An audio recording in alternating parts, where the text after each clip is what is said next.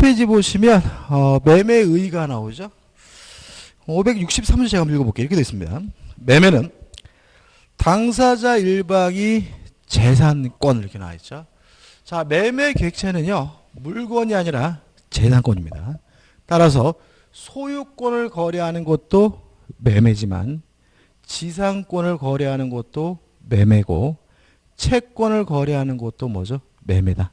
매매 객체는 물건이 아니라 뭐라고요? 재산권이다. 주의하셔야 되고, 상대방이 이전할 것을 약정하고죠. 낙성계약입니다. 따라서 실제로 재산권을 이전해야 성립하는 것이 아니라 이전하기로 뭐만 하면요? 약정만 하면 성립하고요.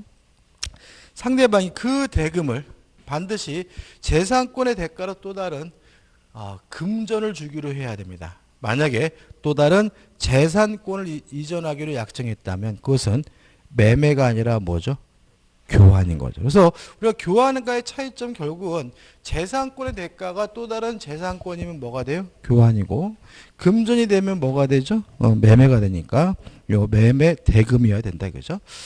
매매 성질에서 유상계약이고 쌍무계약이고 낙성계약이고 분료식계약이다. 그 다음에 납은 매매 객체는 물건이 아니라 뭐죠? 재산권이다. 나오시게 보시면 답은 매매는 재산권 대가라서 반드시 무엇을 주기로 해야 됩니까? 금전을 주기로 해야 된다. 매매 성립해가지고 1번 당사자의 합의가 있으면 성립하겠죠. 따라서 왜요? 매매 계약은 무슨 계약이죠? 낙성 계약이니까요. 근데 이건 계약 총칙에서 한 거고, 매매에서 따로 공부할 것은 2번 매매 성립에 있어 특직해가지고 매매 예약이 나와요. 일단 예약이라는 것은 미리 본 계약을 체결하기로 약속하는 것을 우리가 예약이라고 하는데, 성질, 예약도 별개의 뭐죠? 계약이다. 이 예약이 계약이라는 것도 시험에 잘 나옵니다. 그 다음에 B번에서 예약은 언제나 채권 계약이고 분료식 계약이다. 특별한 건 없죠. 종류가 나와요. 자, 이런 문제입니다. 예약을 하게 되면 승낙을 해줘야 될 의무가 발생할 수가 있어요. 만약에 승낙을 해줘야 될 의무가 양쪽 당사자에게 있으면 우리가 쌍무예약이라고 하고요. 승낙해줘야 될 의무가 한쪽 당사자에게만 있으면 편무예약이라고 해요. 그 다음에 예약을 하면서 예약 완결권이라는 권리가 생길 수가 있는데, 이 예약 완결권은 법적 성질이 형성권이에요. 승낙을 받지 않고 일방적으로 한다는 거죠. 자, 이러한 예약 완결권이 한쪽 당사자에게만 있으면 일방 예약, 양쪽 당사자 모두에게 있으면 뭐가 되냐 하면 쌍방 예약이 되거든요. 근데 예약의 종류에도 총 4가지예요. 자, 근데 여기서 좀 생각해 볼 것은 뭐냐면, 우리는 살면서 예약을 참 많이 합니다. 식당 가면서도 예약할 수도 있고요. 극장에도 예약할 수도 있고, 기차표도 예약할 수 있잖아요. 그죠? 근데 우리가 예약은 많이 하지만 예약을 하면서 어느 종류의 예약인지는 뭐 하잖아요? 정하진 않죠. 그냥 저희 식구 5명 할 건데 식당 예약되나요? 예, 예약됩니다. 그 정도지. 이것이 일방 예약인지 쌍방 예약인지 쌍무 예약인지를 뭐 하잖아요? 정하지 않거든요. 그러면 결국은 요 4가지 중에 뭐가 있어야 되는 거예요? 원칙이 있어야 되는 거죠. 그러니까 우리는 예약을 하지만 예약의 종류는 뭐 하지 않고 있어요? 정하지 않고 있으니까 4가지 중에 뭐가 필요해요? 원칙이 필요한데, 넘겨보시면 536페이지에 4번 해가지고 매매의 일방 예약해서 이렇게 돼 있죠. 매매 예약은 일방 예약으로 추정됨이 원칙이다. 564조 1항입니다. 다시 말하면 별말 없이 예약을 하면 뭐가 원칙인 거죠? 일방 예약이 원칙인 거예요. 다 한 겁니다. 따라 이렇게 되는 거죠. 자, 승낙을 받지 않고 일방적 행사는 예약 완결권은 누구한테만요? 한쪽에만 있는 거예요. 근데 예를 들어가지고 저희 식구 5명 갈 건데 예약합시다 라고 해서 예약을 했거든요. 그래서 가면은 그쪽에서 저희 왔습니다라고 음식 주세요라고 하는 순간 뭐가 성립되는 거죠? 매매 계약이 성립되는 거고요. 자리가 없다는 둥 음식이 떨어졌다는 둥 상대방이 뭐 하지 못하는 거죠? 커버하지 못하는 거죠. 왜요? 우리는 예약을 했기 때문에 일방적으로 본 계약을 성립시킬 수 있는 뭐가 있는 거니까요? 예약 완결권이 있는 거니까요. 자, 우리 여기까지 있는 거예요. 식당 아줌마한테 있는 건 아니에요. 우리가 안 가면 그만인 것이지. 그쪽에서 약속 시간 됐으니까 빨리 와서 밥 드세요라고 해서 무조건 우리가 뭘 먹어야 되는 건 아니에요. 밥을 먹어야 되는 것은 아니라는 거죠. 다시 말하면 예약 완결권은 한쪽 편에만 있는 뭐가 원칙입니까? 일방 예약이 원칙인 거예요. 그럼 다 끝났습니다. 교재 보시면은 성질 A 이 예약 완결권은 승낙을 받지 않고 일방적으로 하는 뭐죠? 형성권이다. 그다음 두 번째 뭐가 나옵니까? 양도가 가능하다. 예를 들어 가지고 못 가게 됐어요. 그러면 어떻게? 옆집 개똥이 엄마 우리 나 예약했는데 대신 갈래? 해도 상관이 없잖아요. 다시 말하면 예약 완결권도 뭐 할 수 있어요? 양도할 수가 있고요. 그 다음에 세 번째로 만약에 이 예약 완결권이 부동산에 대한 권리라면 등기할 수 있는데 무슨 기를 할 수 있냐면 가등기라는 것이 뭐죠? 가능하다. 이렇게 기억하면 되고 우측에 보시면 존속기간 기간이 정해져 있다면 그 기간 동안 존속하게 된다. 그 다음에 예약 완결권도 형성권이기 때문에 원칙적으로 10년의 제척기간에 걸린다.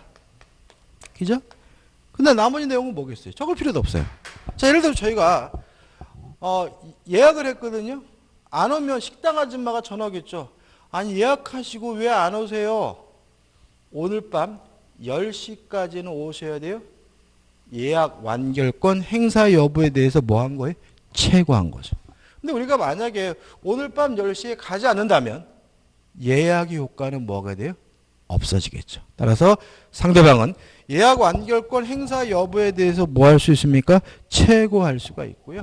최고 기간 내에 예약 완결권을 행사하지 않으면 예약의 효과는 뭐가 되겠죠? 소멸되게 된다. 이런 얘기죠. 그래서 제가 지금 뭐까지? 판례까지 다 설명드린 거예요. 이 정도만 정리하면 되겠어요. 그 다음 넘겨보시면 뭐가 나오죠? 대표제가 나와요. 풀어보죠. 매매 일방 예약에 관한 설명으로 옳은 것은 1번 매매 일방 예약은 물권 계약이다. X죠. 그러니까 우리가 예약을 한다 그래서 물권이 성립하는 건 아니에요.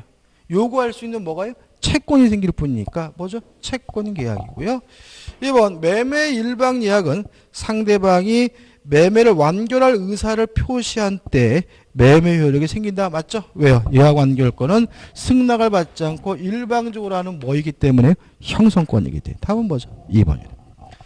3번 예약 완결권을 행사 기간 내 행사하였는지에 관해 당사자의 주장이 없던 법원의 일을 고려할 수가 없을 것이고요. 4번 고려할 수 없다. X입니다. 왜냐하면 고려할 수 있겠죠. 4번 매매 예약이 성립한 이후 상대방이 예약 완결권 행사 전에 목적물이 전부 멸실되어 이행 불능이 된 경우에도 예약 완결권 행사할 수 있다. X겠죠. 할 수 없습니다. 그 다음에 5번 제척기간인데 10년인데 5번 예약 완결권은 당사자 사이에 그 행사 기간을 약정하지 않은 경우 그 예약이 성립한 날로부터 5년 내일을 행사해야 한다. X입니다. 형성권이기 때문에 10년의 제척기간에 걸리죠. 그 다음에 2번 계약금이에요. 자, 아까 질문하셨는데 자 이런 얘기입니다. 약정 해제라는 것은 당사자 간의 약정으로 해제 사유를 정했으면 해제할 수 있는 게 뭐죠? 약정 해제죠. 가장 대표적인 것이 뭐였죠? 아까 얘기드린 것처럼 매수인이 해외로 이민 가면 본 계약을 해제할 수 있습니다라고 약정을 했다면 뭐가 생긴 거죠? 약정 해제 사유가 생긴 거잖아요. 그리고 이제 별도 특약을 하는 경우고 일반적으로 우리가 계약금을 지급하게 되면 준 사람은 포기하고 계약 받은 사람은 배액을 상환함으로써 계약을 뭐 할 수 있죠? 해제할 수 있잖아요. 근데 계약금은 뭐예요? 계약이죠. 약정이죠. 그죠? 따라서 계약금 계약은 대표적인 뭐인 거죠? 약정 해제 사유가 되는 거예요. 이해되시나요? 다시 한번요. 계약금을 지급하기로 뭐 했습니까? 약정을 함으로써 계약금을 주게 되면 계약을 뭐 할 수 있어요? 해제할 수 있게 되니까 이 계약금 계약은 대표적인 뭐가 되는 거죠?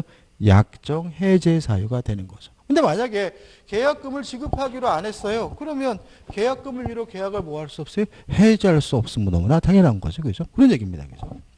아무튼 의의와 성질이 나오는데 의의는 보시기 바라고 계약금의 효력이 나오는데 일단 계약금 계약은 실제로 계약금이 지급돼야 성립되는 뭐죠? 요물계약입니다. 그럼 여기서 좀 생각해 볼 게 있어요. 매매계약은 낙성계약이고 계약금 계약은 요물계약이잖아요. 그죠? 무슨 말이에요? 두 가지 계약이 뭐예요? 별개의 계약임을 잊지 마시기 바랍니다. 항상 여기서 우리가 오류가 발생하는 것은 뭐냐면 우리가 보통 매매 계약서 쓸 때 그 매매 계약서 안에 계약금 조항을 집어넣기 때문에 자꾸 이 계약금을 매매 계약의 뭐로 이해해요? 일부로 오해하는 경우가 있거든요.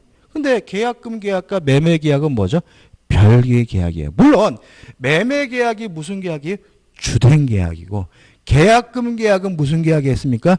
종된 계약이긴 하지만 매매 계약과 계약금 계약은 뭐임을요? 별개의 계약임을 주의하시기 바랍니다. 좀 정리하고 좀 교재를 볼 건데요. 자, 뭘 정리할 거냐면 계약금의 성질, 계약금의 역할을 정리할 겁니다. 지금 제가 정리해 드리는 것은 계약금에 뭐가 있냐면 종류가 아니에요. 계약금이 뭐죠? 성질. 다른 말로 하면 계약금이 수행하는 뭐죠? 역할을 설명드린 겁니다. 첫째, 계약금은 증약금으로서의 성질을 갖습니다. 증약금이라는 말은 뭐냐면 계약이 체결됐음을 증거하는 증거금이라는 얘기인데 이 증약금적 성질은 모든 계약금의 공통된 성질입니다. 따라서 계약금이 수수가 되면 반드시 그 계약금은 무슨 성질은 갖는 거예요? 증약금적 성질은 반드시 갖는 거예요. 두 번째, 계약금이 해약금으로서의 성질을 가질 수가 있습니다. 다시 말하면 계약을 해제할 수 있는 금전이라는 거죠. 다시 말하면 계약금이 수수가 되면 준 사람은 포기하고 받은 사람은 배액을 상환하고 계약을 뭐 할 수 있죠? 해제할 수 있다는 말은 계약금이 계약을 뭐 할 수 있게 해주는 거죠? 해제할 수 있게 해주는 거죠. 이게 뭐죠? 해약금적 성질이고요. 내용은 이렇습니다. 첫째, 준 사람은 일반적으로 누구였어요? 매수인이겠죠. 포기하고 받은 사람은 매도인이겠죠. 배액 2배를 상환함으로써 해약금을 이유로 계약을 해제하는 것이 가능한데 계약을 해제하게 되면 계약이 소급해서 무효가 된다. 소급해서 실효가 된다는 점은 일반적 해제와 같아요. 다만 이 해약금에 의한 해제는 언제까지 할 수 있냐면 이행 착수 전까지만 할 수가 있고요. 이행 착수 시기에 대해서 우리 판례는 뭐로 이해하냐면 중도금 지급시로 이해를 합니다. 따라서 중도금이 지급되기 전까지만 해약금을 유료 계약을 해제할 수 있고요. 자, 해제하게 되면 이행 착수 전, 이행하기 전이니까 무슨 문제가 발생할 수 없습니까? 원상 회복 문제가 발생할 수가 없고요. 또 해약금에 의한 해제는 뭐가 아닙니까? 채무불이행이 아니니까 추가적으로 별도로 무엇도 청구할 수 없죠. 손해배상도 청구할 수가 없는 거죠. 그것이 이게 전부입니다. 자, 우리 판례는 우리 민법은 해약금적 기능은 원칙적 성질 역할로 이해를 합니다. 따라서 별말 없이 계약금이 수수가 되면 그 계약금은 해약금적 성질을 갖는 것으로 추정을 해요. 그 다음에 세 번째로 계약금이 또 무슨 기능을 수행할 수도 있냐면 위약금적 기능, 위약금적 성질을 띨 수가 있는데 위약금이라는 것은 계약을 위반했을 때를 대비해서 교부되는 금전이라는 얘기고요. 위약금적 성질은 위약금은 두 가지가 있습니다. 첫째,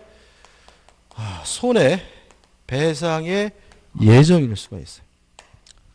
만약에 위약금이 손해배상 예정이라면 계약을 위반하게 되면 계약금을 뺏깁니다. 손해배상으로서. 따라서 계약금을 뺏김으로써 손해배상을 다하는 것이기 때문에 추가적으로 또다시 뭐 할 필요는 없냐면 손해배상해 줄 필요는 없어요. 근데 만약에 위약금이 위약 벌인 경우가 있는데 위약 벌인 경우에는 계약을 위반했다는 이유로 계약금을 뺏긴 것은 벌로서 뺏긴 것이에요. 계약금을 뺏겼다 하더라도 아직 손해배상한 것은 아니기 때문에 계약금을 뺏기고 추가적으로 무엇도 해줘야 돼요? 손해배상도 해줘야 되는 경우가 위약벌이고요. 자, 우리 판례에 따른다면 위약금으로서의 기능을 수행하기 위해서는 반드시 뭐가 필요하냐면 특약이 필요하다는 입장이고요. 위약금을 한다는 특약은 했지만 손해배상 예정인지 위약벌인지를 정하지 않았다면 원칙이 뭐냐면 손해배상 예정이기 때문에 계약을 위반했다는 이유로 계약금을 뺏기되 추가로 별도로 손해배상하지 않는 것이 원칙임을 잊지 마시기 바랍니다. 여기까지 jas죠, 그죠? 자, 여기서 이제 중요한 겁니다. 이제부터 중요합니다. 여기서부터 이제 문제가 나오는데 지금 제가 뭘 설명드리냐면 계약금의 종류를 설명드리는 건 아니에요. 계약금은 계약금만 있는 거예요. 지금 저는 여러분들한테 계약금의 성질, 계약금이 수행하는 역할을 설명드린 거예요. 따라서 증약금적 성질은 모든 계약금의 공통적 성질, 해약금적 성질은 원칙적 성질, 위약금으로 성질을 띠려면 뭐가 필요해요?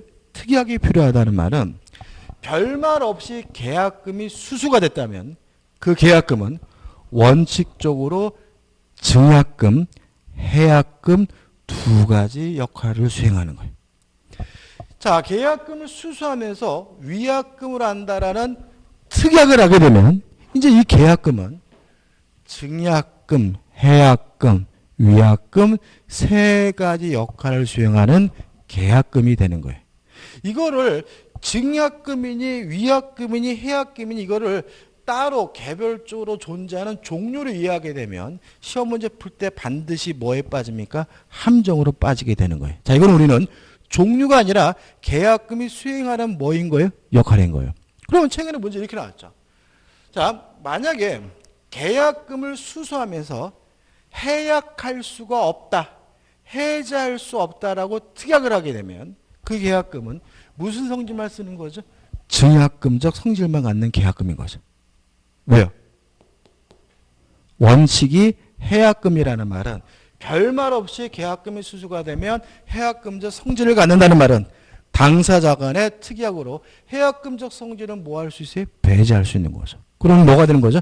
증약금적 성질의 계약금이 된다는 거 유의하시기 바랍니다. 지금 우리는 계약금의 종류를 공부한 것이 아니라 계약금의 뭐죠? 성질, 계약금이 수행하는 무엇을요? 역할을 공부한 것임을 잊지 마시기 바래요. 그러면 문제 풀 때 어려움이 없어요. 교재는 주로 이제 뭐가 나와 있냐면 이 해약금적 성질이 나와 있거든요. 여기서 좀 우리가 좀 예를 좀 들어봐야 돼요. 왜냐하면 이게 아주 상식적이지 않습니다. 뭐 하지 않다고요? 아주 상식적이지 않아요. 자, 보세요.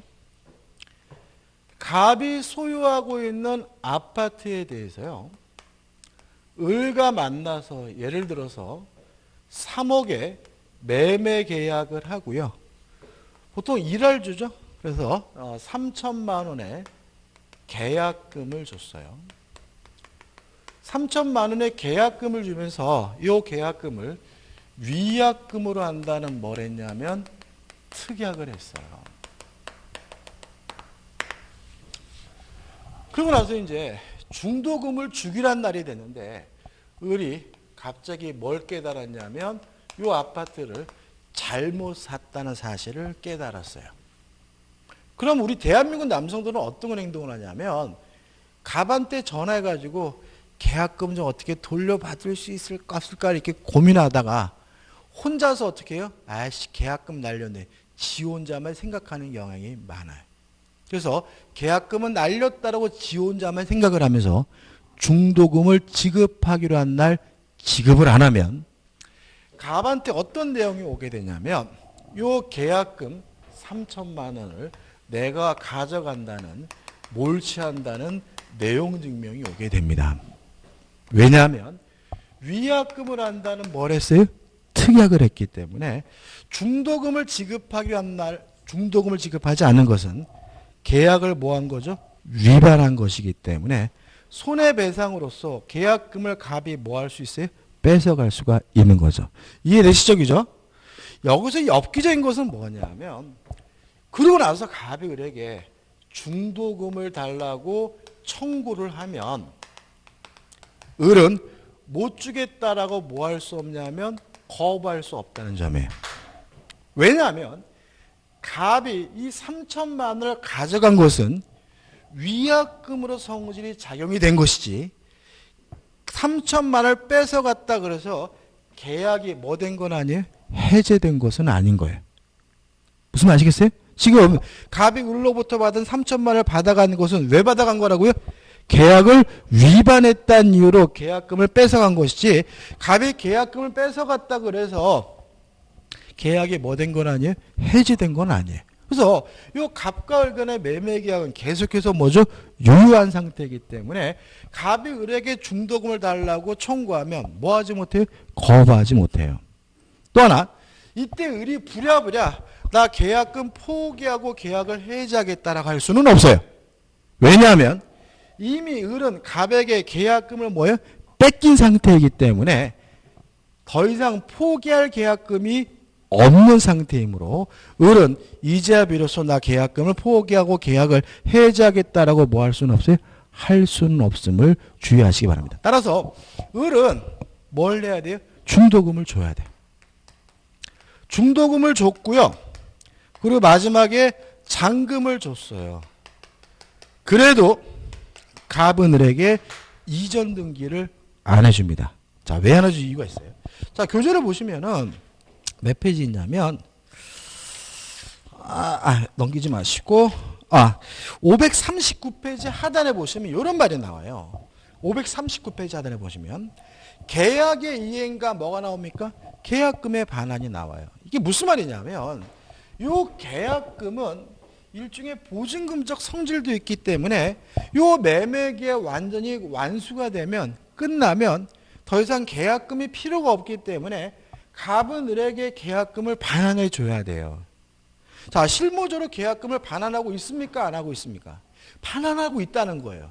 어떻게 반환하고 있냐면 교재에 나와 있지만 마지막에 잔금에 충당하는 방식으로 계약금을 뭐 하고 있는 거냐면 반환하고 있는 거예요. 따라서 을은 갑에게 추가적으로 3천만 원을 더 지급을 해야 비로소 이전 등기를 받을 수 있음을 주의하시기 바랍니다. 왜냐하면 이미 을은 갑에게 3천만 원을 뭐한 상태예요? 뺏긴 상태이기 때문에 나중에 잔금에 충당할 뭐가 없는 거예요? 계약금이 없는 거예요. 그렇기 때문에 지금 잔금까지 지급했더라도 아직 매매대금 얼마를 지급하지 않은 거예요? 3천만 원을 지급하지 않은 것이기 때문에 을은 갑에게 추가로 3천만 원을 지급해야지만 이전 등기해달라고 뭐 할 수 있어요? 요구할 수 있음을 주의하셔야 됩니다. 그래서 이 위약금 특약은요, 함부로 하는 거 아니에요. 특히 누구는 하시면 안 되냐 하면 매수인은 절대로 위약금 특약을 하시면 안 됩니다. 위약금 특약을 하게 되면 아주 큰 경제 손실이 발생할 수 있으니까 항상 뭐 하셔야 돼요? 조심하셔야 돼요.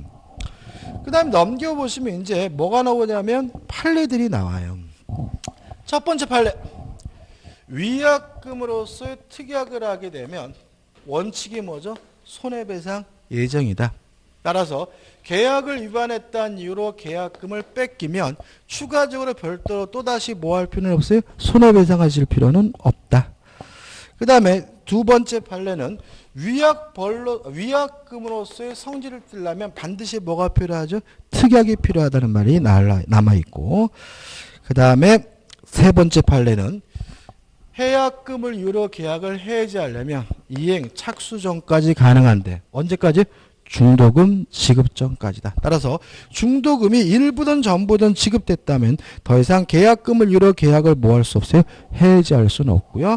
마지막 판례는 좀 논란이 있긴 한데 자, 이런 겁니다. 자, 을이 갑에게요 3천만 원을 계약금을 주기로 약속을 했어요. 근데 실제로는 얼마만 줬냐면 2천만 원만 지급했어요. 얼마만요? 2천만 원만. 이랬을 때 갑이 을에게 얼마를 돌려줘야 계약금을 이유로 계약을 해지할 수 있느냐, 이 문제인 거예요. 여기서 우리 좀 생각해 볼 것은 뭐냐 하면, 준 사람은 포기하고 받은 사람은 배액을 상환하고 계약을 해지할 수 있다는 말은, 계약금을 3천만 원을 주기로 약정했다면 갑이든 을이든 3천만 원만큼 손해를 봐야 계약금을 이유로 계약을 뭐 할 수 있다는 얘기예요? 해지할 수 있다는 얘기인 거거든요. 이해되시나요? 그죠? 그러니까 준 사람은 포기하고 얼마 손해봐야 돼요? 3천만 원. 받은 사람은 배액을 상환하고 얼마를 손해봐야 돼요? 3천만 원. 다시 말하면 3천만 원을 손해봐야 계약금을 이유로 계약을 뭐 할 수 있는 거예요? 해지할 수 있는 거죠. 그죠? 그러면 우리 갑에게 돌려줘야 될 때는 2천만 원의 배액 4천만 원일까요? 5천만 원일까요? 5천만 원이겠죠. 왜냐하면 지금 얼마밖에 안 받았어요? 2천만 원을 받았으니까 갑이 손해봐야 될 돈이 얼마예요? 3천만 원이니까 얼마요? 5천만 원을 줘야 된다. 따라서 받은 돈의 배액만을 주고서는 계약을 뭐 할 수는 없어요? 해지할 수는 없다. 이런 얘기죠. 따라서 만약에 을도 마찬가지로 2천만 원만 지급된 상태라면 2천만 원만 주고 포기하고 계약을 해지할 수는 없는 거예요. 추가적으로 얼마를 주고요? 1,000만 원을 더 지급해야지만 계약금을 이유로 계약을 뭐 할 수 있어요? 해지할 수 있는 거죠. 그러면 이 판례는 결국은 뭐냐면, 약정한 계약 금액만큼 손해를 봐야 계약을 뭐 할 수 있어요? 해지할 수 있는 거다. 그게 준 사람은 포기하고 받은 사람은 배액을 상환해야 계약을 해지할 수 있다는 의미가 된다는 거죠. 자, 대표이지 풀어볼게요. 1번 계약금에 관한 설명으로 틀린 것을 1번 계약금 포기한 계약 해지의 경우 상대방은 채무 불이행을 이유로 손해배상을 청구할 수 없다. 맞죠? 자, 준 사람은 포기하고 계약을 해지하면 이행하기 전이니까 원상회복할 필요가 없고요. 채무 불이행이 아니니까 손해배상해 줄 필요가 없으니까 손해배상을 청구할 수 없다. 맞는 질문이 되겠죠. 2번 계약금은 계약이 부수에 행해지는 종된 계약이다. 다시 말하면 매매 계약이 주된 계약이고 계약금 계약은 먼저 종된 계약이죠. 3번 계약금을 위약금으로 하는 당사자의 특약이 있으면 계약금은 위약금의 성질이 있다. 다시 말하면 위약금으로서의 성질을 갖기 위해서는 위약금을 한다는 뭐가 필요하죠? 특약이 필요하다. 4번 계약금을 포기하고 행사할 수 있는 해지권은 당사자의 합의로 배제할 수 있다. 왜요? 해약금으로서의 성질은 뭐죠? 원칙이잖아요. 당사자 간의 특약으로 해지하지 못한다 그러면 그 계약금은 무슨 기능만요? 증약금적 성질만 갖는 거니까 4번도 뭐죠? 맞는 질문이죠. 5번 매매 계약 시 계약금의 일부만을 먼저 지급하고 잔액은 나중에 지급하기로 했어요. 자 이거잖아요. 3천만 원을 주기로 했는데 2천만 원을 줬어요. 이때는 배액인 4천만 원을 주고는 계약을 뭐 할 수 없어요? 해지할 수 없는 거잖아요. 따라서 매도인은 실제 받은 일부 금액의 배액을 상환하고 매매 계약을 해지할 수 있다는 지문은 뭐가 돼요? X가 되고요. 좌측에 하단에 8가 있는 거죠. 2번입니다. 갑은 자신의 X부동산에 관하여 매매 대금 3억 원, 계약금 3천만 원이라는 계약을 을과 체결하였다. 다음 설명 중 틀린 것은 1번 을이 계약금의 전부를 지급하지 않으면 계약금 계약은 성립하지 않는다. 이게 맞습니다. 왜냐하면 계약금 계약은 무슨 계약이에요? 요물 계약이니까요.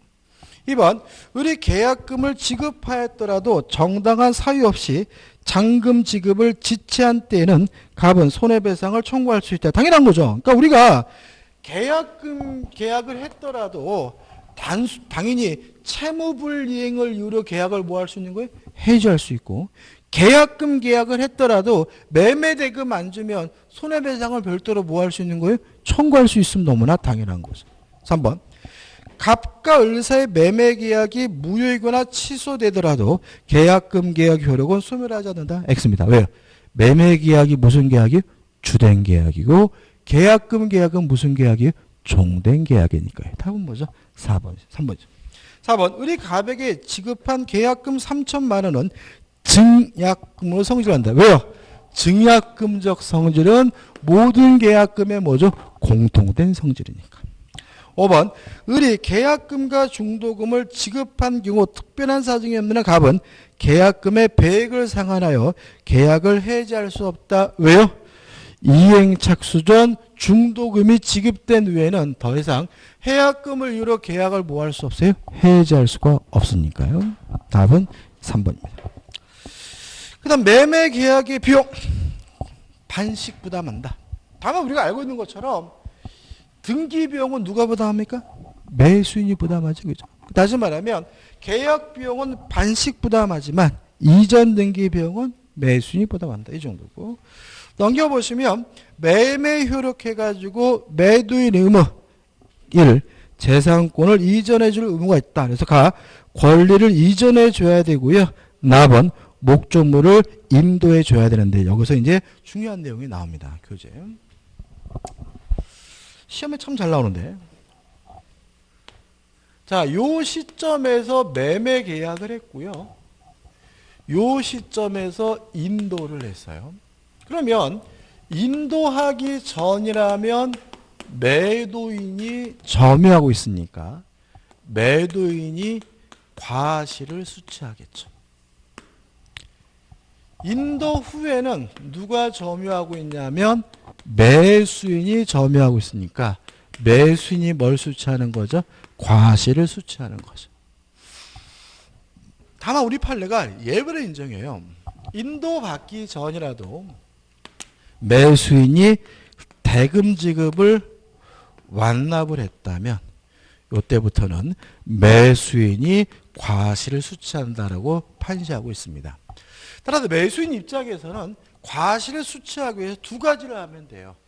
인도를 받든지 대금 지급을 완납하면 매수인이 뭘 가질 수 있습니까? 과실을 가질 수가 있다. 예를 들어서 제가 개를 한 마리 사려고 해요. 근데 개를 샀는데 알아보니까 요 개가 새끼를 뱉대요. 그래서 저는 그 개의 새끼 강아지를 굉장히 갖고 싶어요. 근데 날짜를 계산해 보니까 인도 받기 전에 새끼를 낳을 것 같아요. 그러면 그 과실 강아지는 누구 겁니까? 매도인 건 거죠. 그죠? 근데 만약에 제가 그 강아지를 꼭 가지고 싶다면 어떻게 하면 되는 거죠? 인도 받기 전이라도 대금 지급을 뭐예요? 완납을 하면 그때부터 누구 거가 됩니까? 내 거가 되니까 그때 후에 난 강아지는 누구 거가 되는 거죠? 내 거가 되는 거죠. 따라서 산 개의 강아지를 수취하고 싶으면 인도를 받든지 대금 지급을 완납하게 되면 뭐예요? 과실을 수취하게 된다. 이렇게 기억하시면 되고요. 그 다음 추가할 것은 뭐냐 하면 인도 받기 전에 매도인은 과실을 수취하기 때문에 대금의 이자를 받을 수는 없습니다. 인도 후에는 매수인이 과실을 수취하므로 매수인은 대금에 대해서 뭘 줘야 돼요? 이자를 줘야 된다까지 기억하시면 돼요. 인도하기 전이면 매도인이 뭐죠?